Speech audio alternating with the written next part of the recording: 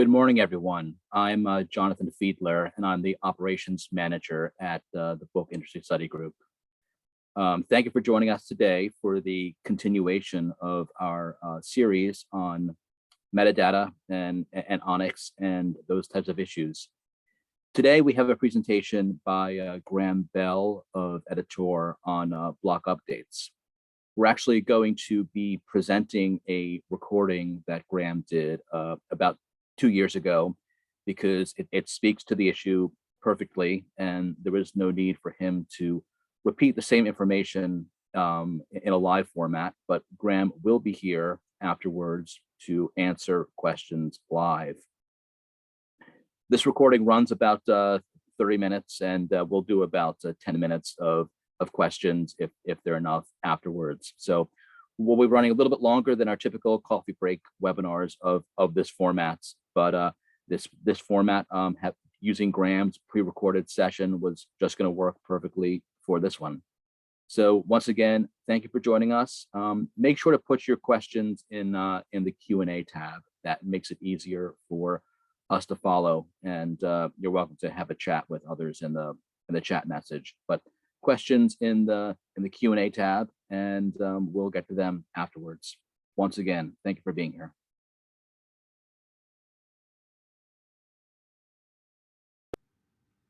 I'm Graham Bell of EDItEUR, and today we'll be looking at block updates in ONIX 3. In this session, we'll take a look at the background. What exactly are block updates? Why are they different from normal metadata updates in ONIX? And why are they so valuable to both senders and to recipients?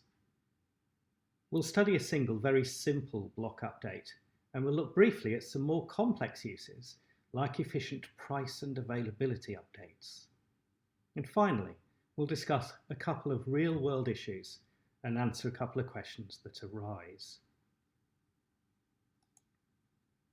So, block updates. What exactly are they?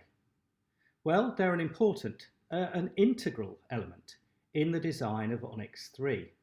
They're intended in part to counter criticism that ONIX data can be somehow bloated.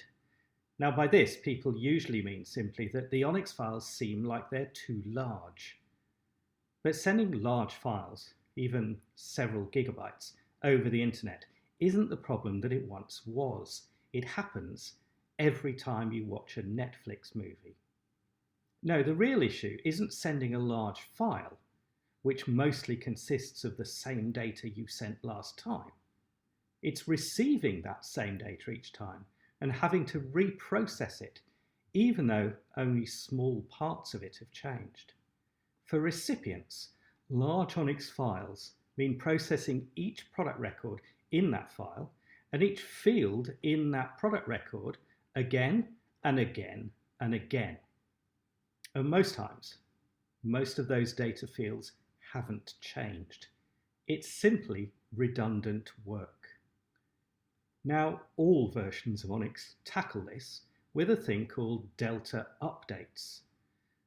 The very first ONIX file that you send to a new data recipient should be a full file. That is, you send all the data for all of your products.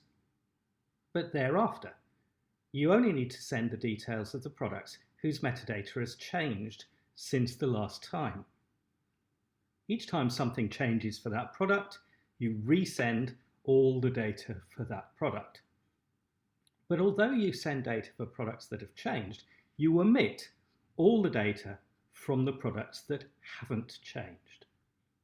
Now that's a delta update, and it's standard procedure with ONIX 2.1 and with ONIX 3.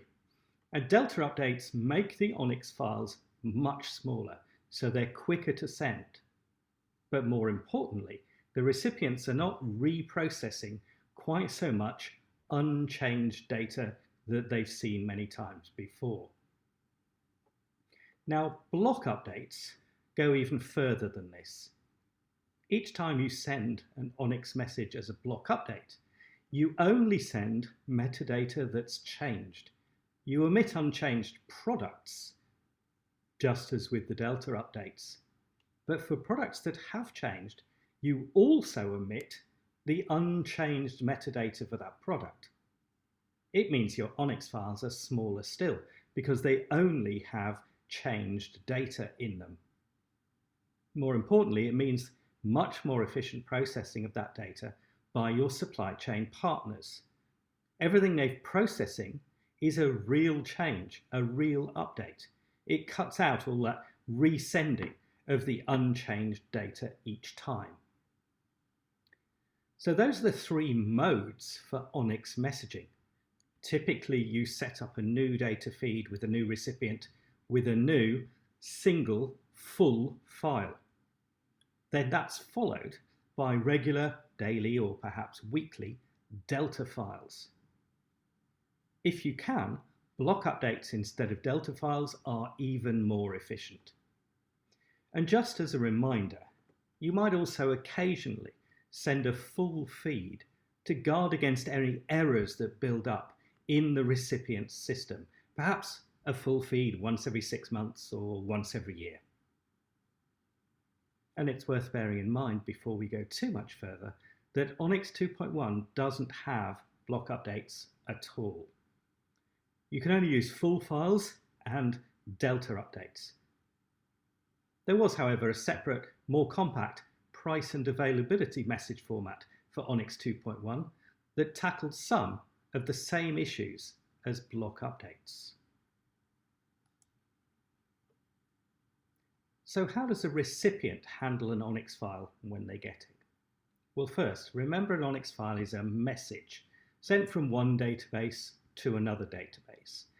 The structure of the ONIX file is designed so that product records can be processed one by one in order, as each record is largely independent of the others in the same message. And for each product, the first thing that an ONIX recipient should do is look at the record reference tag. Is this a record reference that you already have in your recipient database? If you've never seen that record reference before, you know it's a new product. So you create and populate a new product record in your database with the data taken from the ONIX. But if you look at the record reference and you already have that record reference in your recipient database already, then this is a product you've seen before. This new data has to be an update of the existing data you already hold. The product is the same because the record reference is the same. And in principle, an update implies that you dump all the old data that you have for this product and you replace it with all the newly supplied product metadata from the ONIX message. Now, there may be some details to deal with if you receive metadata describing the same product from multiple different sources. But fundamentally, it's the record reference, not the product identifier, that you use to match new data to old. And the new data then overwrites the old. Now that's the normal way. Block updates are different. You match a record reference in exactly the same way, but for a block update, the recipient also has to look at a field called notification type. Typically, this is a code like 01, 02, or 03. Those are the conventional full data replacement codes that you use inside a full data feed or for delta updates. Now, a block update uses notification type code 04, and this implies that you don't replace all the old data. In fact, you leave most of that previously held data in place because the block update doesn't contain that unchanged data. You only delete and replace the bits that are newly supplied in the block update. Now, that isn't quite true. So let's look at some of the details of that. In fact, that replacement of new data happens at block level, not at individual data element or data composite level. That's the key thing. the ONIX 3 product record is divided into 7 blocks, maybe 8, depending how you count them. And each of the 7 blocks is optional. So in a block update, if something changes in block 4, that's publishing detail, then only the block 4 data is sent. And the recipient needs to replace all of the recipient's old block 4 data whilst leaving most of the metadata in place for that record. So if, as a recipient, you receive a block update with block 4 in it, that means that the data from blocks 1, 2, 3, 5, 6, and 7 that you already have, you leave that data alone. You throw out your old block 4 data and replace it with the newly supplied block 4. But you leave blocks 1 to 3 and 5 to 7 alone. In fact, a block update doesn't need to be an update of just one block. If the subtitle changes, and that's in block 1, and if the publication date changes as well, that's in block 4, and you send a block update record with blocks 1 and blocks 4 together. The recipient then replaces block 1, replaces block 4, but leaves block 2, 3, 5, 6, and 7 alone. Now another thing. There's an informal block named block 0, and that needs to be in every product update, actually in every product record, whether it's a complete record or a block update. That block 0 precedes block 1, and it's where record reference and notification type are, and it's also where the product identifiers live. This is a diagram from the ONIX 3 Implementation and Best Practice Guide. You can download that from the EDItEUR website. It illustrates the order of the various tags, the data elements, the composites, and the blocks within a product record. Now, this is a very high-level view of a product record. It shows that every product starts with a record reference at the head of the little chain of data elements you can see in the diagram. It shows that the record reference has to be followed by a notification type. That is, both record reference and notification type are mandatory. And you can see the various arrows in the diagram show that you cannot bypass the record reference or notification type whilst following the arrows, whereas you can follow the arrows and bypass deletion text or barcode. Now, the left half of the diagram is the preamble. This is block 0. The right side of the diagram shows blocks 1 to 7, descriptive detail, collateral detail, and so on, right down to block 6, product supply. And you can see from all the arrows that all the blocks 1 through 6 are actually optional. The arrows can bypass any of those blocks, though in fact this is only true in a block update. In a normal full or delta record, blocks 1 and blocks 4, that's descriptive detail and publishing detail, are effectively mandatory. You can't create a product record without a product form, and that sits in block 1. And you have to have an imprint or a publisher name, and that sits in block 4. So in reality, blocks 1 and 4 are pretty much always required for a normal product record. Block 6 is also expected to be there too. But any and all of these blocks can be left out in a block update if the data in a particular block hasn't changed since the previous update. So to summarize that, why block updates? Well, it's partly to reduce the size of the ONIX file for quicker transmission. But more importantly, it reduces the amount of redundant data processing required of recipients. In a normal full ONIX file, or even in a delta file, the vast bulk of the metadata in the message hasn't changed since the previous message that was sent. Block updates allow you to cut out most of that redundant processing, though not all, so that new data forms a higher proportion of what a recipient needs to process. And this leads to simpler updates of price and availability, for example, or quicker updates of marketing collateral without reprocessing the title, the author's name, the subject codes, the pub date detail, and so on. But before we get carried away, not all data recipients can handle block updates. So do check with your metadata supply chain partners before you start sending them. Right, let's have a look at a few examples. Here's a more or less realistic one. The simplest possible block update would be an update with none of the 7 main blocks. Remember, block 0 is always required, so that's all we have here. You'll see that notification type 04, that's what marks this out as a block update. And then we've got the rest of block 0, including the first 2 product identifiers. Actually, they haven't changed, but they have to be in there because they're part of block 0, the new bit. The bit that's changed since the previous ONIX message was sent is this.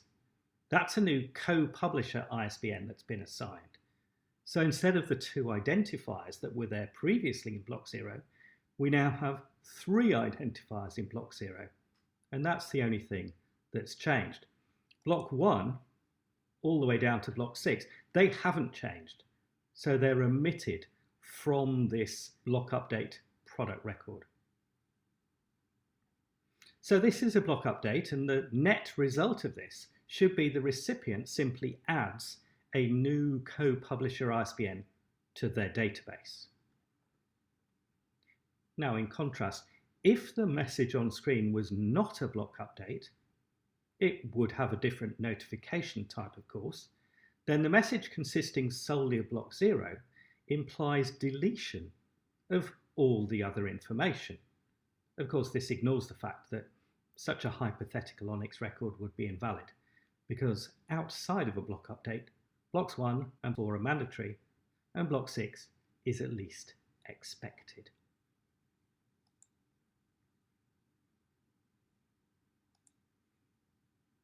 Now, more substantive block updates usually include 1 or more of blocks 1 to 7. So, for example, if you wanted to postpone the pub date, or you want to make a book out of print, but with no other changes, that's just a block update with block 4 in it.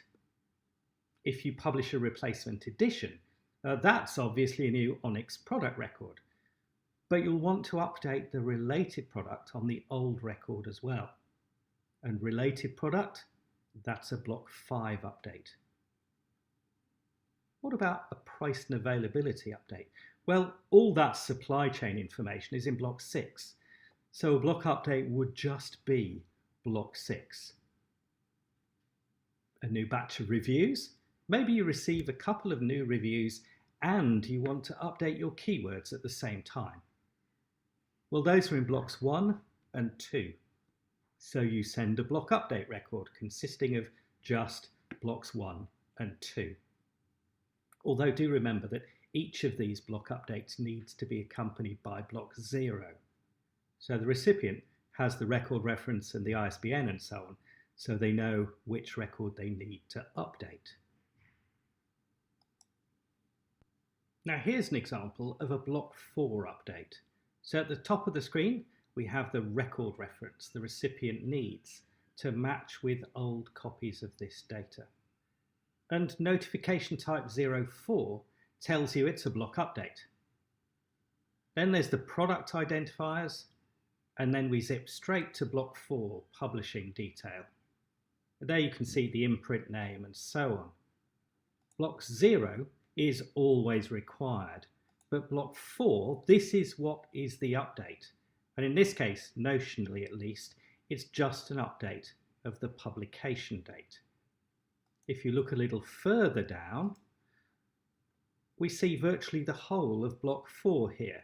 You'll notice that although the publication date is the only thing that's changed, you'll also need to provide all the other parts of block 4 as well.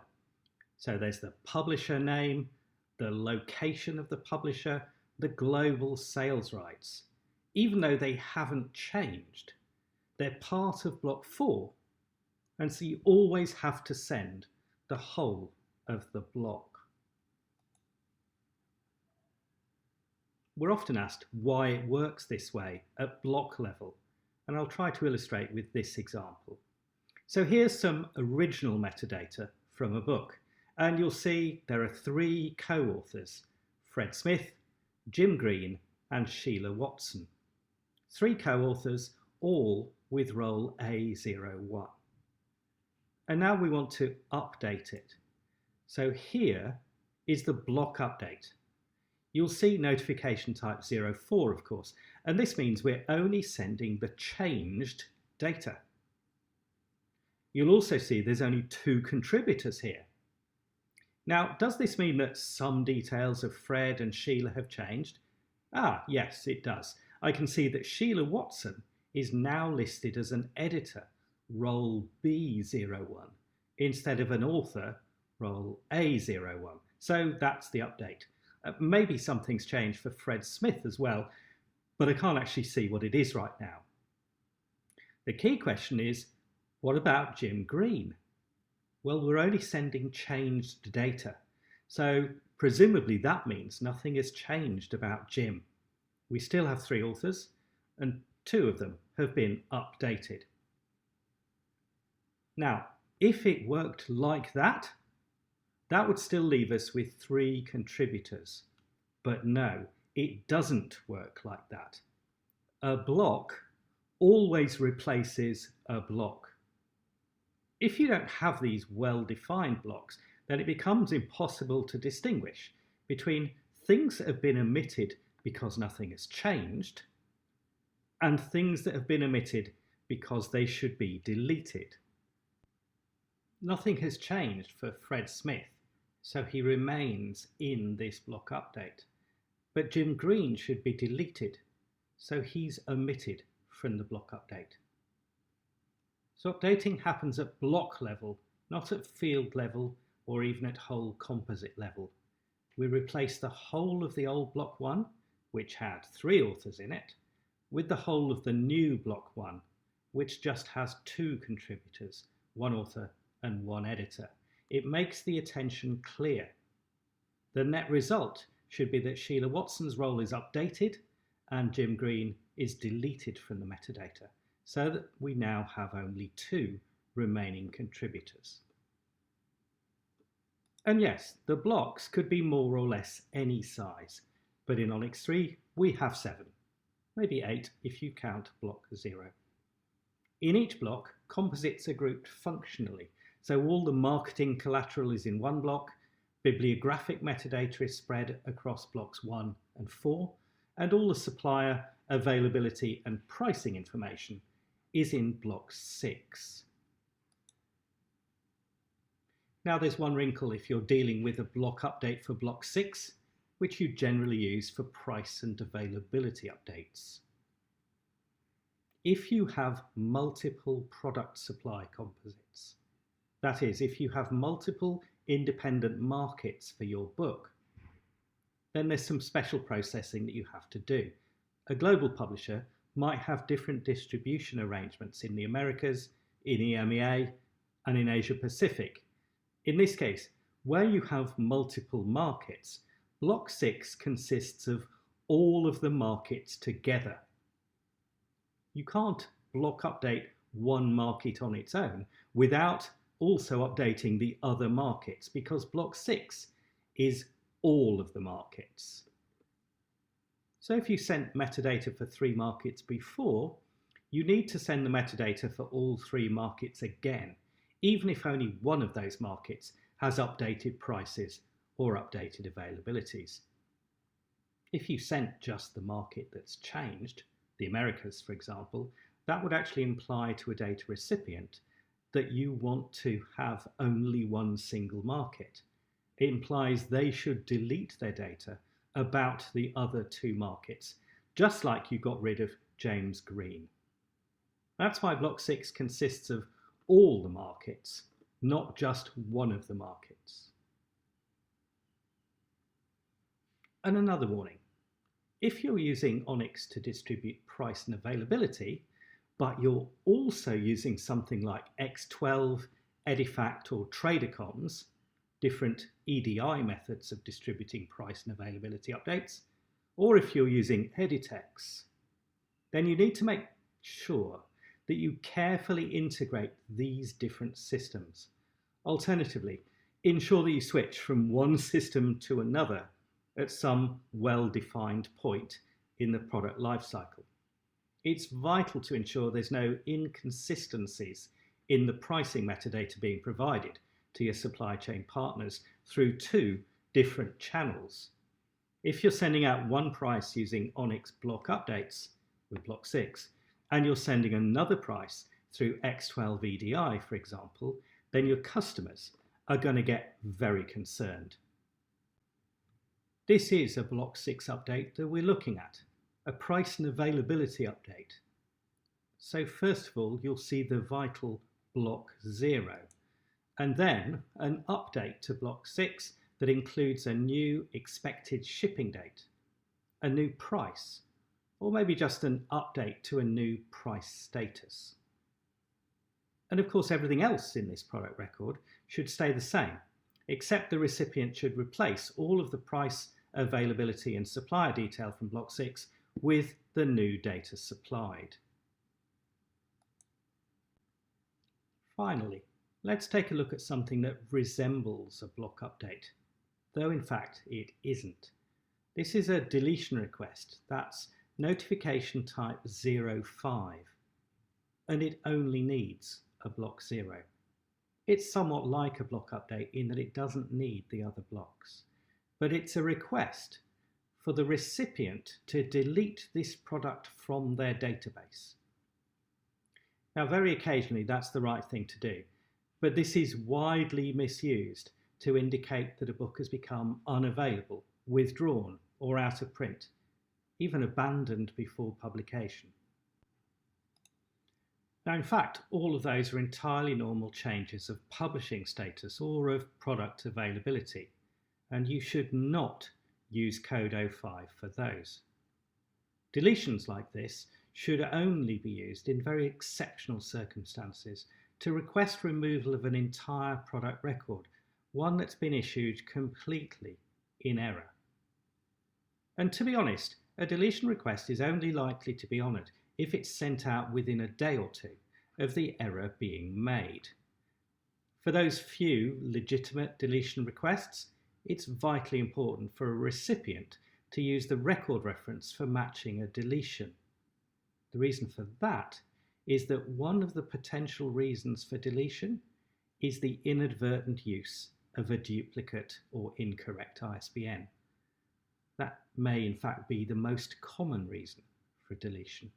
And use of an identifier for matching, well, that could very easily lead you to deleting the wrong product.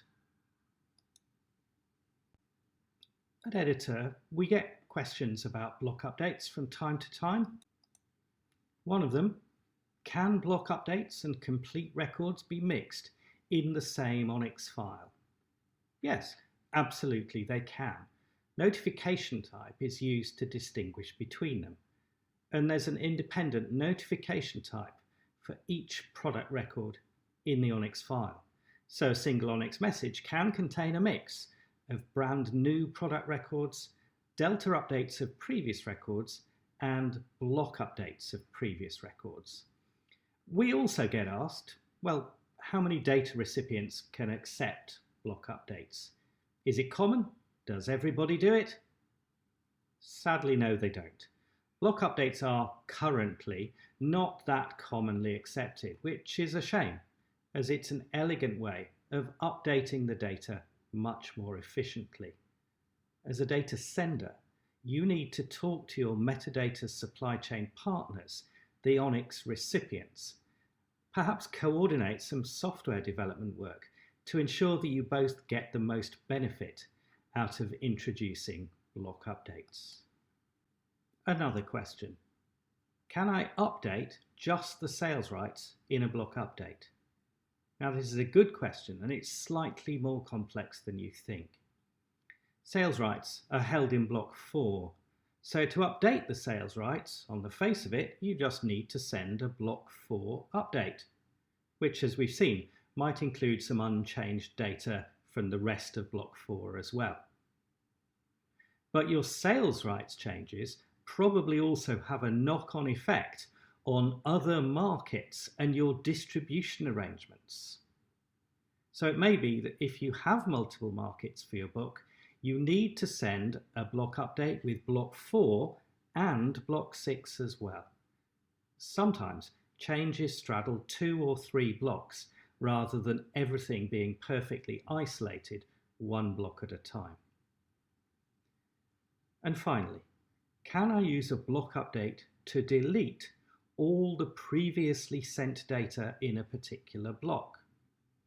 To make a recipient delete that data? Well, for some blocks, yes, you can. You can send an empty collateral detail block, that's block 2, like this on screen.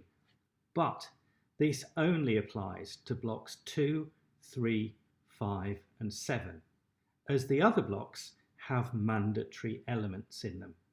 And you can only send such an empty block in a block update. In a normal Delta message, collateral detail can be omitted, but it can only be empty in a block update.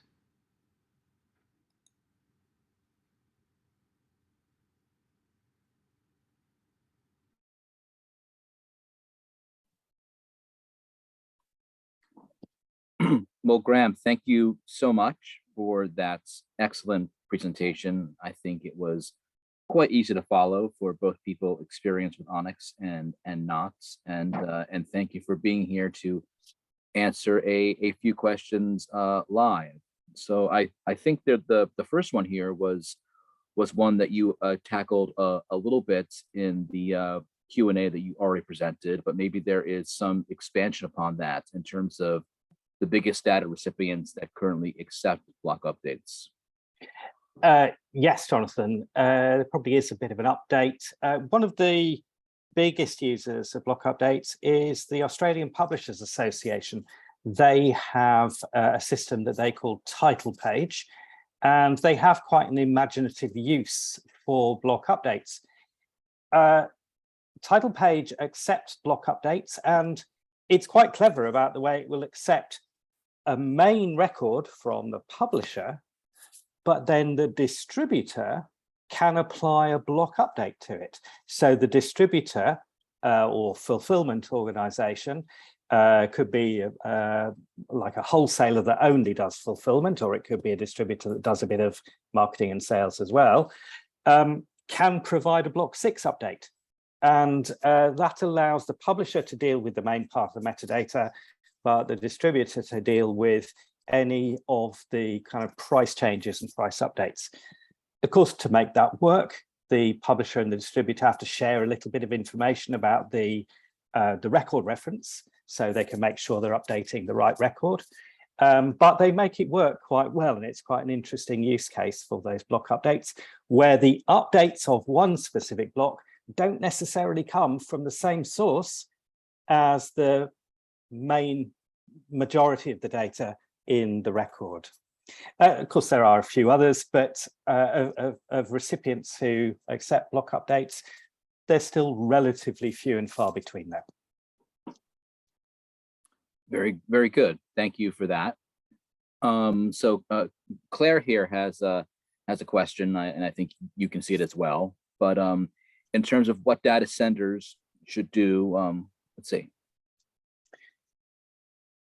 Yeah, I can see the record. Claire, the question, Claire is asking, what should you do as a data sender if your record reference changes by accident or on purpose? Well, your record reference changing by accident could well ruin your whole week. So try to avoid that. However, I think when people discover that it's perhaps not such a good idea to use the ISBN as the record reference as well, and quite commonly people use the ISBN as the record reference as well, people decide, oh no, I need to change those ISBNs. I need to make my record references more unique. They want to change those record references, and there's really two ways of doing that. The first way is a sort of gradualist way. As you create new records in your database, give them new style record references. But of course, for a couple of years, maybe even 5 years, you're still going to have your old record references as well. But gradually, the new record references on brand new products will replace the old record references on the old products. And as the old record references age out of your system, as those old products become OP, gradually you'll have a new set of record references because your product range turns over. But that's a gradualist way. And if you're to start now, then maybe you'd have finished by about 2027. Alternatively, you could take a big bang approach to this, change all your record references. But if I were doing that, I would definitely produce a sort of correspondence file that says, well, here's an Excel column with all my old record references. Here's the Excel column with all the matching new record references, and make sure that you share that information and discuss what they're going to do with all your ONIX data supply chain partners. The record reference is so important to the way that recipients should process the data. Never change those record references without that sort of discussion, and make sure everybody agrees to it and knows what they're going to do before you send the first new record reference. Very good. Thank you. Before we turn to a question from Caroline, I just want to remind everyone we are taking questions, and if you put it in the Q&A tab, we can handle it. But it looks like Carolyn Hayes here has a question about the difference between unchanged and changed records. I think, Caroline, you may have slightly misunderstood. When you're sending, let's say, block 4, or indeed block 1, in a block update, you have to send everything in that block. I think somehow you've perhaps got the impression that you only send the changed stuff. That's not right. You only send the whole block if anything in that block has changed. And you only don't send blocks that are completely unchanged. There may be a point in the video where you misunderstood that. And actually, if you could tell me which part of the video that misunderstanding came from, then that would be really helpful for us, Caroline, because obviously we can go back and edit the video as well. Many other people watch this. So you always send all the information in a block, even if only part of that information is new. Sorry to have misled you. Very good. We have also a question in the chat, maybe not specifically about block updates, but I think we can handle it here, and maybe it'll be our final question unless something else comes in. But the question is about having 2 distributors for the same title in the same market indicated in the ONIX file, and if we could tackle that, that would be wonderful. Yes, I see that question. And 2 distributors acting in the same market, no problem at all. The only thing is that those distributors would not be described as exclusive distributors because they'd both be selling into the same market. Just also remember that markets can be defined geographically, they usually are, but they can also be described in terms of, let's say, the target customer. So you might have a distributor that distributes to the trade in North America, and you could also have an exclusive distributor in North America that at the same time distributes only to the library market within North America. So you could have both these geographical exclusivities and customer type exclusivities. So your 2 distributors in the same market, they could be these exclusive distributors that are differentiated by customer type, or they could be non-exclusive distributors. There's nothing that says you can only have one supplier in a market. Very good. Well, thank you. And I don't think we have any more questions today. And so for all of you who have joined us, and we thank you for being here. Graham, thank you for the lovely presentation and the live Q&A. I think it was great. Anyone who attended and missed part of the presentation, as always, we will be sharing the recording and it'll be available for you to share with colleagues and others who missed it. So everyone have a great day, and thank you for being here.